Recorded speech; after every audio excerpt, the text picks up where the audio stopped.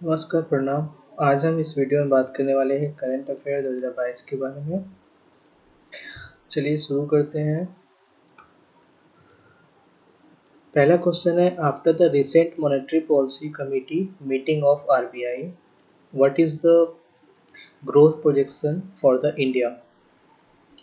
ये क्वेश्चन आपके सामने है, इसका आंसर क्या होगा। यहाँ पे ऑप्शन 4 दिया है। ए 6.5%, बी 7%, सी 7.5% एंड डी 8.2%। तो इसका करेक्ट आंसर 7% होंगे। एक्सप्लेनेशन देखेंगे इसका। रिसेंट मॉनेटरी पॉलिसी कमेटी बनाई गई है, जो मीटिंग हुई है आरबीआई के द्वारा। इस मीटिंग में आरबीआई ने 7% प्रोजेक्शन रेट को रखा है, जो कि पिछले साल एस्टिमेट किया गया था 7.2%। आरबीआई ने और ये आपका फोर्थ रेट है जिसको हाइक किया है आरबीआई ने इस फाइनेंशियल ईयर में, जिसमें रेपो रेट है उसको 50 पॉइंट्स बढ़ा के 5.9% कर दिया गया है। स्टैंडिंग डिपॉजिट फैसिलिटी जो रेट है ये 5.65% कर दिया गया है and marginal standing facility rate है और बैंक रेट है जो 6.15% कर दिया गया है। नेक्स्ट क्वेश्चन देखेंगे। Which institution unveiled a list of 50 exclusive and iconic heritage textile craft of India? तो इसमें क्या होगा, कौन सा ऐसा किस इंस्टीट्यूट ने 50 एक्सक्लूसिव लिस्ट में शामिल किया है आइकॉनिक हेरिटेज टेक्सटाइल क्राफ्ट को। ये इंस्टीट्यूशन आपका है यूनेस्को। इसका एक्सप्लेनेशन देखेंगे। UNESCO release a list of 50 exclusive and iconic heritage textile. ठीक, इसमें क्या क्या है, इसमें हाथ से बनी हुई जो भी टेक्सटाइल हुआ करती थी, ट्रेडिशनल इंडियन टेक्सटाइल हुआ करती थी, उसके सेफ गार्डिंग के लिए यूनेस्को ने इसे 50 एक्सक्लूसिव लिस्ट में शामिल किया है, रिलीज किया है।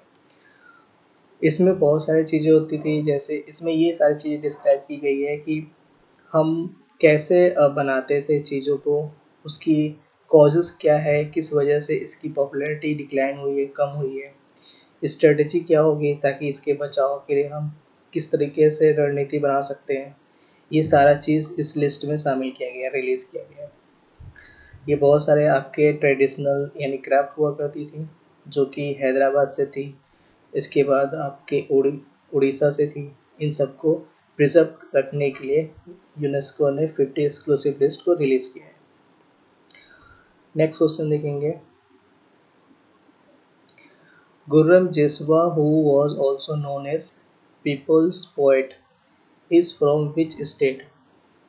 गुर्रम जेसुबा किस स्टेट से संबंधित थे, जो कि फेमस है यानी जो लोकप्रिय हैं पीपल पोएट्स के नाम से। तो इसका आंसर आंध्र प्रदेश होगा। एक्सप्लेनेशन देखेंगे इसका। Chief minister Y S. Jagan Mohan Reddy paid tributes to people's poet Gurram Jeswa on his 127th birthday anniversary. And Jeswa used verse poetry as a weapon to wage a war against superstition and evil of untouchability. ये उनके 127वें जन्मदिन पे उनको एक tribute दिया गया था peoples poet के नाम से, और इनका जो पोएट्री था वो एज अ वेपन्स यानी एक हथियार के लिए यूज़ किया जाता था, हथियार के तरीके से यूज़ किया जाता था। जैसे जो भी सारे अंधविश्वास हुआ करती थी, जो भी अनटचेबिलिटी यानी छुआछूत की बुराइयाँ हुआ करती थी, उसके अगेंस्ट ये पोएट्री लिखते थे और उस पोएट्री के माध्यम से लोगों को ये समझाते थे, बताते थे कि हम जो ये कर रहे हैं ये बहुत गलत है, ये प्रैक्टिस जो हो रही है ये समाज के लिए एक बुरा है।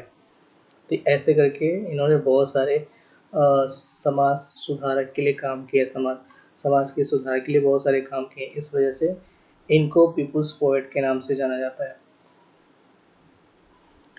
नेक्स्ट क्वेश्चन है आपका, what is the theme of international translation day. International translation day का थीम क्या है। A world without barrier. इसका ऑप्शन ये होगा, अ वर्ल्ड विदाउट बैरियर। ये इंटरनेशनल ट्रांसलेशन डे का थीम है। ये कब मनाया जाता है, ये सितंबर 30 को इसको सेलिब्रेट किया जाता है हर साल। सो देखिए यहाँ पे every year international translation day is observe on September 30 to honor the work of translator and language professional across the world. The theme for this year's International Translation Day is A World Without Barriers. September 30 was chosen as it also coincided with the feast of Bible translator Saint Jerome. तो ये है 30 सितंबर को celebrate किया जाता है। ये इसलिए celebrate किया जाता है उनके सम्मान के लिए जो ट्रांसलेटर का काम करते हैं या फिर जो प्रोफेशनल लैंग्वेज पूरे वर्ल्ड में है, उन सब के लिए ये उनको एज अ सम्मान के तरीके से 30 सितंबर को सेलिब्रेट किया जाता है translation international translation day. Next question देखेंगे। क्वेश्चन नंबर 5 है what is the process of replacing original payment card details with an alternative code। So उस प्रोसेस को क्या बोला जाएगा जिसमें ओरिजिनल पेमेंट कार्ड को रिप्लेस करते हैं, यानी ओरिजिनल पेमेंट कार्ड के डिटेल्स को हम रिप्लेस कर देते हैं एक अल्टरनेटिव कोड से। सो इसका ऑप्शन बी होगा। टोकेनाइजेशन कहा जाता है। क्या है इसमें टोकेनाइजेशन देखेंगे। Tokenization is the process of replacing original card details with an alternative code called a token. The token would be unique and it provide an additional degree of protection for customer card details. So इसमें क्या होता है कि जो original card details है उसकी जगह हम एक कोड यूज़ करते हैं, उसी को टोकन कहा जाता है। ये जो टोकन होता है ये यूनिक होता है और ये एक एडिशनल डिग्री प्रोवाइड की जाती है उन कस्टमर्स को ताकि उनके कस्टमर्स के कार्ड डिटेल्स के लिए प्रोटेक्शन प्रोवाइड किया जा सके। आरबीआई 2019 में से अलाउ किया था, ठीक है, इस नेटवर्क को ताकि टोकनाइजेशन किया जा सके सारे कार्ड ट्रांजेक्शन्स के लिए। So deadline for the successful execution of tokenization of card based payment was October 1st। Next question देखेंगे। Suka Paika river which was seen in the news is located in which state।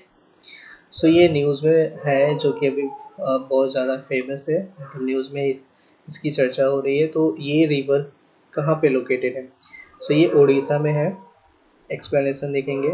So National Green Tribunal NGT has directed the Odisha state government to sanction budgetary allocation of ₹4967 lakh, यानी 4967 लाख का budgetary allocation पास किया है government ने।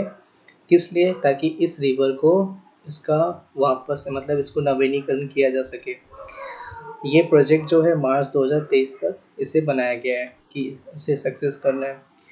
इसमें क्या था कि ये रेजुविनेट करना है डेट रिवर को to mitigate the drinking water crisis of at least 3 blocks of the Cuttack district. इस वजह से यानी इस रिवर के द्वारा बहुत सारे ड्रिंकिंग वाटर क्राइसिस को हम सॉर्ट आउट कर सकते हैं इसी वजह से। नेक्स्ट क्वेश्चन देखेंगे। Anopheles स्टेफेंसी which was scene in the news is a species associated with which disease. ये किस डिजीज से इसका संबंध होता है। सो ये मलेरिया डिसीज से इसका संबंध है।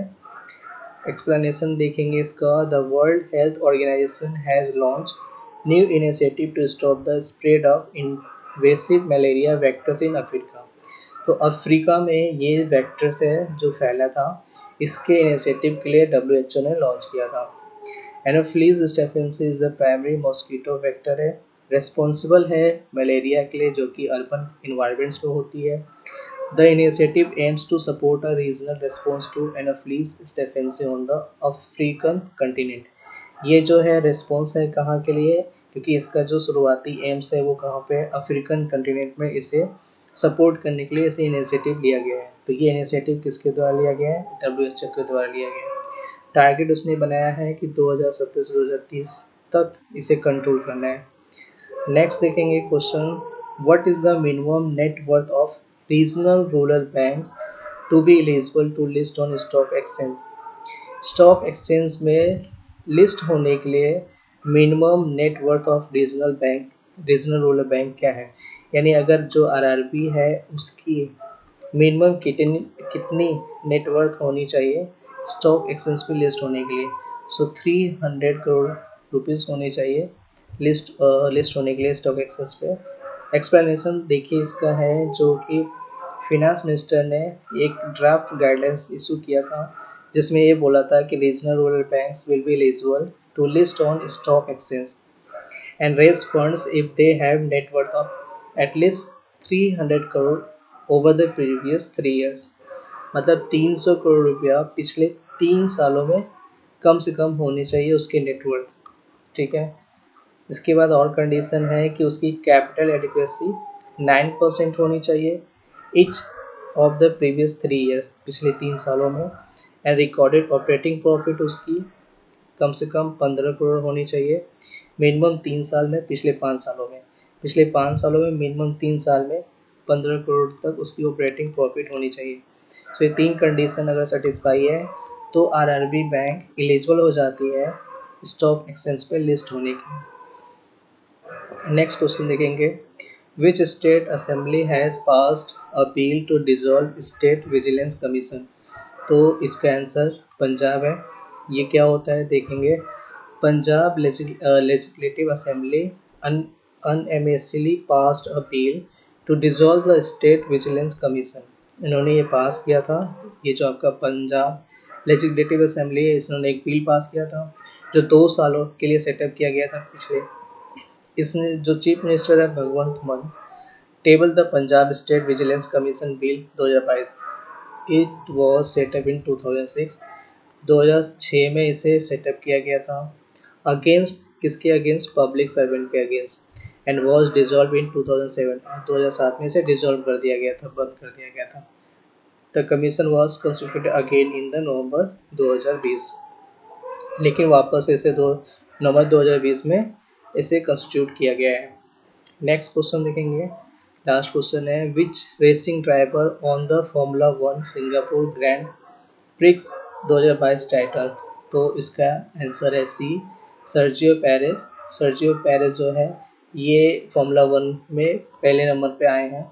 सो एक्सप्लेनेशन देखेंगे, so Red Bull Sergio Perez display prowess at the Singapore grand prix to win his 4th race in formula 1।